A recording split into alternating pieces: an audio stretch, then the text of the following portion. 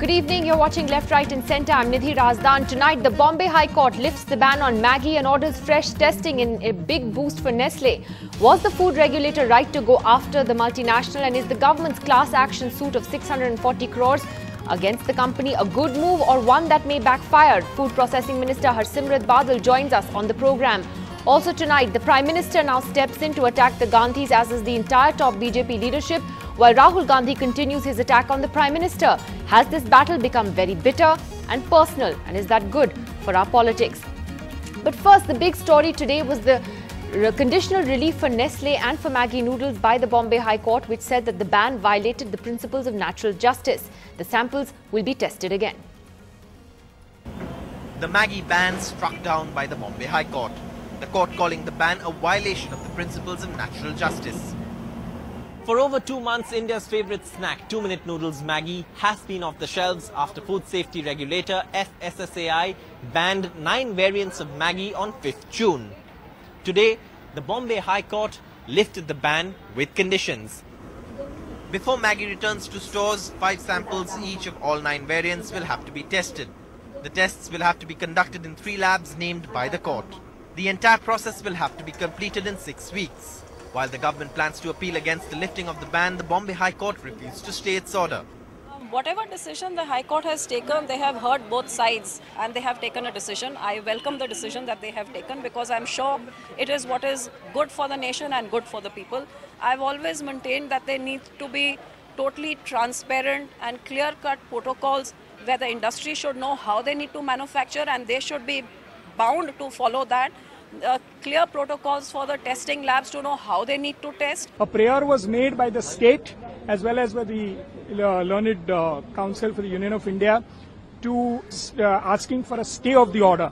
However, on that prayer, the court said that as it is, this process, that is the testing process, will take a period of 6 weeks. So at this stage, the court has not granted the request of prayer for stay. This appears to be a conditional lifting. In a statement, Nestle India said, Nestle India respects the decision made on 13th August by the Honourable Bombay High Court to revoke the ban order passed by Food Safety and Standards Authority of India, FSSAI, and the FDA Maharashtra on Maggi noodles, and will comply with the order to undertake fresh tests. For Nestle, the order, some good news in what's been a terrible year. And the impact of the order showing on its shares, which jumped nearly 5% in the day but closed at about 3%. In Mumbai with camera person Dinesh Mahimane, Saurabh Gupta, NDTV. So was the food regulator overzealous in going after Maggi and after Nestle? We'll be joined by Food Processing Minister Harsimrat Kaur Badal in just a few moments from now. But joining us here in the studio tonight is BJP spokesperson and banker PN Vijay. Sunil Alag, who's an independent marketing consultant and member of FICCI, joins us from Delhi tonight. Also with us, Mr. Devendra Sharma, who's a well-known food policy analyst. Harish Bijur is also with us tonight from Bangalore, a member of Bangalore's Political Action Committee as well as a brand expert. Sunil Alag, to you first. Was this an order you would say was very welcome and needed at a time when the government's really been going after Maggi, and so has the food regulator? You know, absolutely. I think I've been saying it for the last 2 months. The government has acted out of impulse and more on emotion. And finally, this particular judgment has brought logic into the situation. Look, if Nestle has made a mistake, they have to apologize and get penalized. But I've always felt they've been victimized. They've had different states saying that they are okay. You have some states saying they're not okay. And the politicians have gone berserk on following whatever FSSAI has said. Now, we don't have the right labs. We don't have the right equipment. We don't have the right testing process. So, I mean, how on earth are we banning a particular product? Whereas today I read in the papers that Mother Dairy's milk has got detergent and frozen fat.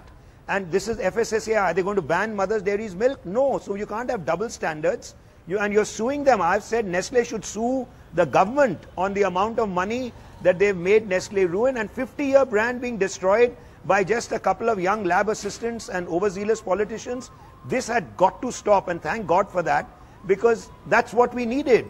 I mean, and if they're wrong, but they're not wrong at all as far as I'm concerned. All right, and you've destroyed the brand, really. I mean, who's going to pay for that? All right, pretty strong words from Sunil Alag there, PN Vijay. He says the brand's been destroyed, that Nestle should be suing the government for the overzealous way in which they went after them. Your response? Well, he's surely entitled to his views. You know, I want to put a couple of things in proper perspective. I agree with you, there has been an overreach by the Consumer Affairs Ministry. I think it was logical that they should have consulted the user ministry, the nodal ministry, which in this case is food processing. And from our side, Hasmira Kaur has gone up and recorded that the fear of psychosis, she told CII, which is true. But then Nestle also, Nestle is a 100-year-old company in India. And it's not uncommon, Nidhi, in our country for local regulators to recall products. They happen all the time. I can give you 10 instances. The tactful way of doing it is you don't go and tell a low-level regulator you don't know your business. I mean, India has not reached that level and nowhere else. They should have handled it, localized it, taken the products off the shelves, gone into exactly what Bombay High Court said, that over a 90-day period, we'll redo the product, come back to you. Many companies... So you admit it was mishandled? It was mishandled, the way it was done. And also, I'm not worried, this is a skirmish. I'm more worried about the battle and the war. In our BJP and the NDA, among all the initiatives of the Prime Minister, the most important, fundamental and far-reaching is ease of doing business in India. We are 143 among 189 nations. And if you see the scores, among the 4 where we are real rock bottom, one is ad hocism of government authorities in India. We saw MAT, 700 notices being sent to FIIs. So is this part of that ad hocism according to you? It is absolutely, it's inherent in the system. What I'm saying is, this has happened. You remember the mother of all ad hocisms, the retrospective tax? Absolutely. So we as a system, you see, going back, Nidhi, I feel it's the Ji Huzur mentality. You know, these IAS officers are brought in and become SDMs right at the age of 22 or 27, and for the first 5 years they have local businessmen running theatres and mandis coming and saying Ji Huzur, Ji Huzur. So right through the day... But that's an important admission from you. You're saying this is part of a kind of an ad hocism in the system, as you put it. In the system. We are trying our best to fight it. Okay, I'm just going to get a brief response from Sunil Alagh on that. Sunil Alagh, do you believe it's just the bureaucrats that are responsible for that ad hocism, as PN Vijay says, or that there is a political responsibility as well, especially from a government that has promised ease of doing business and now is going after Nestle with the first of its kind class action suit of 640 crore rupees? You know, look at the double speak right now. Here's the food minister, Simrat Kaur, saying this should not have been done. You've got a couple of people saying, let's do it. Some states are saying it's bad. Some states are saying it's good. And then when we get into an ego problem, even if it's accepted by Singapore and Canada and America, oh, we have better standards. What we actually need is this particular thing has to stop, because if you not only lay down the new rules, you must also lay down the process of testing. And if you lay down the process of testing, it can only be tested in labs which have that equipment. Now, let me tell you, in a case of Maggi noodles, I saw a couple of reports. I haven't seen all of them. In Delhi, they tested the seasoning separately. They tested the noodles separately, and they said, well, it has higher lead. But you have to mix it and have it. Nobody tested it after mixing it. So we don't even follow a process that is written on the label. Please put the seasoning in. Now, can you imagine they are saying the seasoning has more lead, more MSG. You eat the seasoning by yourself, you'll die in any case. No, so forget about anything else. You know, so I want to ask you don't test it right. Yeah, so Devendra Sharma, is Nestle then the victim or the villain here, according to you?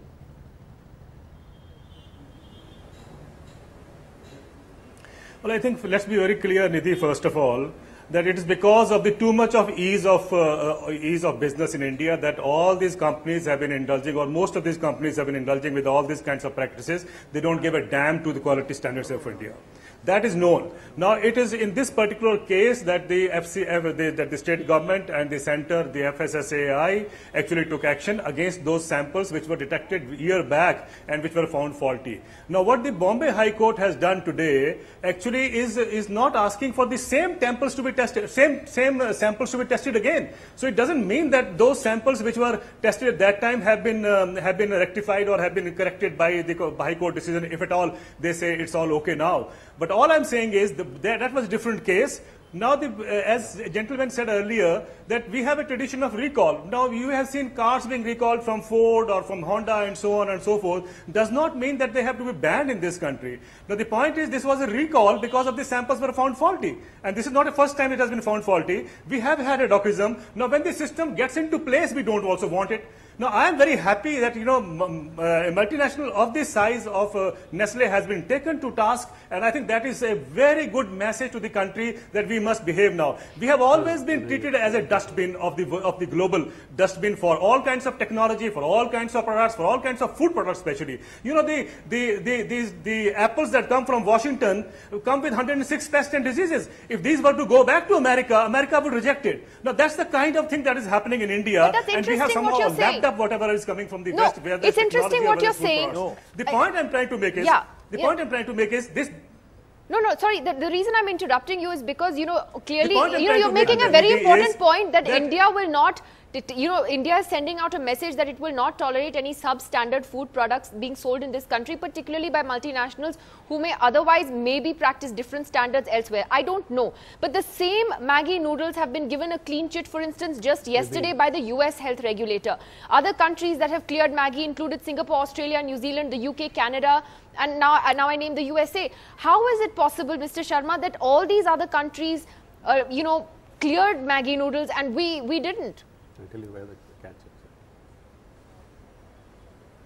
Well, it is as simple as that. The samples which were found faulty by the Barabanki FSA or whatever it is called, Barabanki inspectors, were different batch. What we are now testing is a different batch. So every company will present its best case now. So all I'm saying is that case does not fail because of the Bombay High Court's decision now. It is okay, that company must set its house in order and then ensure that we produce good quality stuff, which I have no objection to. But then they must ensure the court that they will never falter. And I think that is very important message that is coming out from this particular aspect. A company which could spend 450 crore rupees to advertise in the previous year and spends only 5% on ensuring quality checks. I think what kind of business is this? Is this ease of business that we talk about? I think we must also be sure, we must also be careful and also consider that companies cannot be allowed to get away with all this kind of substandard stuff. All right, pretty strong words from you, Devendra Sharma. I'll get Sunil Alak to respond. Just let me get Harish Bijur into this for a first comment. Sunil, just a sec. Harish Bijur, how do you respond to Devendra Sharma's statement there today that it's also important to send out a tough message to companies about the kind of, the food products that they sell here? He has a point that, maybe those samples, obviously those samples that were tested here were found to be faulty, and that should be separated from perhaps, other countries where, they got a clean chit. Well, my take is simply this, that, doesn't matter whether it's an Indian company or a multinational company, the message must be sent out to everybody that you cannot play around with consumers and their health. Having said that, I must say that Nestle is a more Indian company than any other Indian company. Second point I'd like to make is that, at the end of the day, hey, listen guys, no corporation of any kind which operates in food and beverage space goes out into the market clearly knowing that it's selling bad products. I mean, that's bad practice, and let's not accuse Nestle of that kind of bad practice. I think the key issue is about the regulatory system in place, the kind of regulatory testing that goes, the kind of common standards and protocols that are used for testing, and at the end of the day, if a product fails, it fails, and the company has to pay a particular price. And I think Nestle has paid its price by a multiple, a huge multiple. All right, so you feel that, do you feel that the food regulator was overzealous then in Nestle's case, or as Devendra Sharma says, yes, they did the right thing? No, I will put it this way. There was one food inspector who found something wrong, and I think that needed to be listened to by Nestle. Now, did Nestle listen to that? Did Nestle pull out stocks in that restricted area? Those are the key questions. Or did it become a kind of an ego issue and an ego tussle between both of them? At the end of the day, if it was an ego issue, if it was an ego tussle, it's a very expensive ego issue. It's a very expensive lack of managing the local environment at the appropriate point of time by taking necessary action by the company. So I think these answers will come at a later point of time, but at this point of time, Maggi has paid its price.